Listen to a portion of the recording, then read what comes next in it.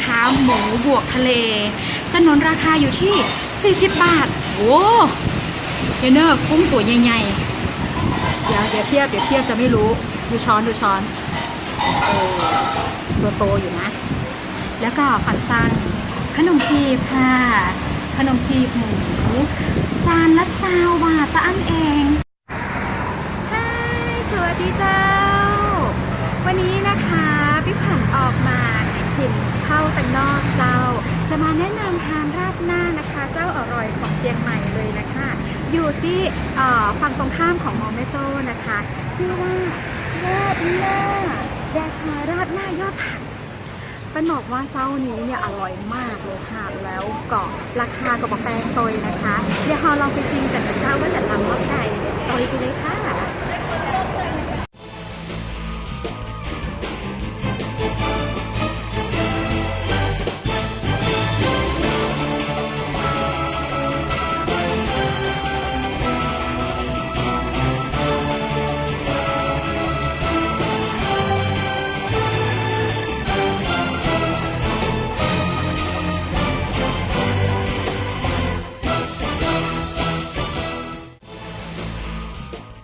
ว้าวมาแล้วอันนี้เป็นเส้นหมี่ราดหน้านะคะหมูบวกทะเลสนนราคาอยู่ที่40 บาทโอ้เนอร์กุ้งตัวใหญ่ๆเดี๋ยวเทียบจะไม่รู้ดูช้อนตัวโตอยู่นะแล้วก็ฝั่งซ้ายขนมจีบค่ะขนมจีบหมูจานละ20 บาทตะอันเองโหมีกี่แกนเนี่ยเนอร์1 2 3 4 5 6 7 แกน20 บาทแล้วดูลูกใหญ่ไหมดูช้อนเทียบกับช้อนใหญ่มากอ่ะโอ้ยแล้วก็สั่งน้ำฝรั่งค่ะน้ำบักกล้วยนะเจ้ากับน้ำเก๊กฮวยแก้วละ20 บาทเองหิวน้ำเนี่ยแต่เลยต้องสั่งเยอะๆหน่อยโหยแล้วหน้าน่ากินมากๆเรามาลุยกันเลยดีกว่าเจ้าได้แล้วค่ะน่ากินขนาดเลยปรุงแล้วนะคือแบบว่ามันได้นักขนาดที่ถ้าเชื่อว่าคนกรุงเทพนี่ต้องแบบทำแบบใหญ่ได้แบบว่าอารมณ์แน่เลยทั้งหมดเนี้ยดูสิคือทะเลแบบป่าอ้านเลยอ่ะแล้วก็มีหมูนิ่มนุ่มมากบอกเลยนี่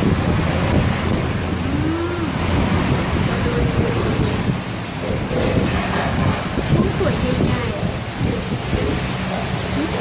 นี่ไม่ลงดวงจานละ40 บาทราดหน้าจานละ40 บาทค่ะปังแบบนี้แน่นอนค่ะ40 บาทถูกมาก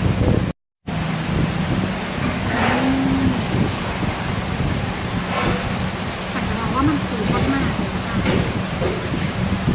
ราดหน้าหมูบวกทะเลโดย40 บาทนะคะขนมจีบ20 บาทเป็น60 70 80 90ทั้งหมดนี่100 เดียวคนกรุงเทพต้องหมดได้กินนะ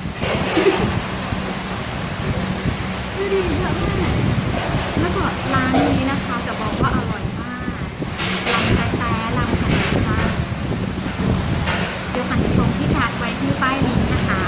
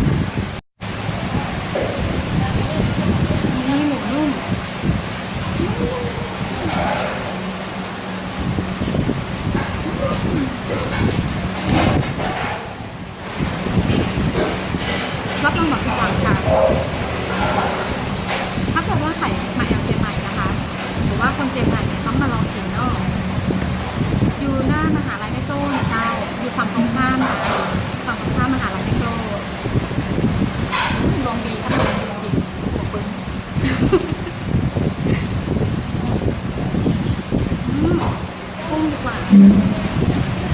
กุ้งเจือเตือนต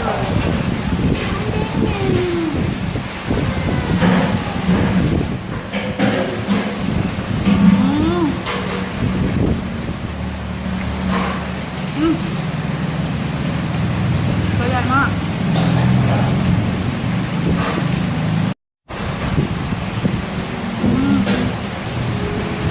กุ้งกรอบอร่อยค่ะ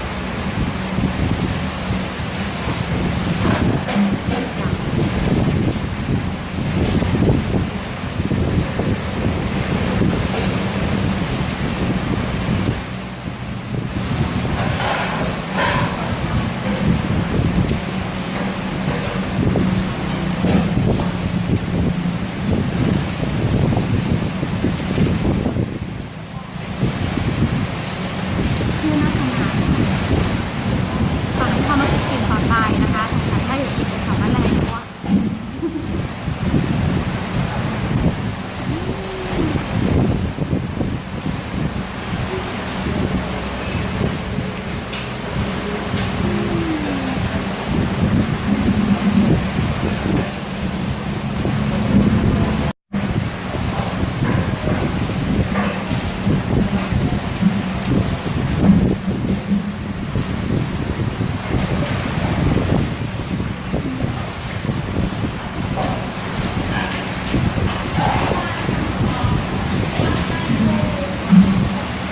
อร่อยมาก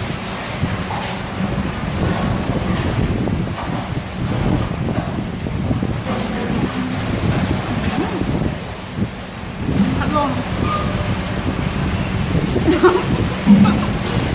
แบบใช้พัดลมงานวัดอะเย็นมากลองชิมนี้ค่ะ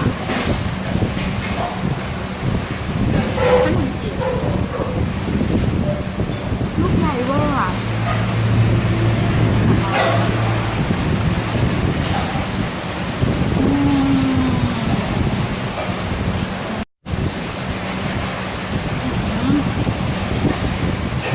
เต็มปากเต็มคำค่ะเต็มปากไปแล้วดูมันเลย